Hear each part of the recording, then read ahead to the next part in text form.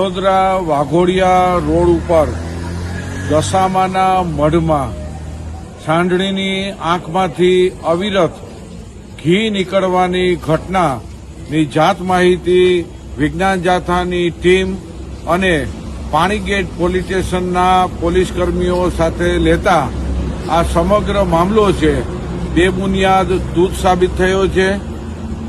ભોય અને તેનો પુત્ર બંને અને પરિવારનો ષડયંત્ર બહાર આવ્યું છે.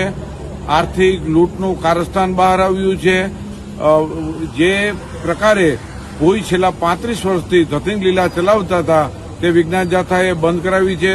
તેમને કબૂલાતનામું અને માફીપત્ર પણ માંગી લીધું છે અને લોકોની માફી માંગી અને ષડયંત્રથી આ ઘી નીકળવાની ઘટના છે તેની કબૂલાત આપી છે.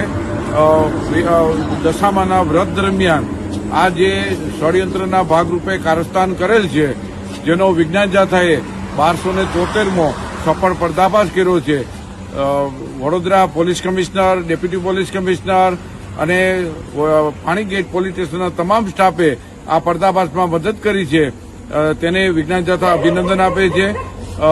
લોકોને અપીલ કરી છે કે હિન્દુ, મુસલમાન કે ક્રિશ્ચિયન કોઈ પણ આવા ધતિંગબાજો હોય તેનાથી લોકોએ સાવધાની કરવી જોઈએ.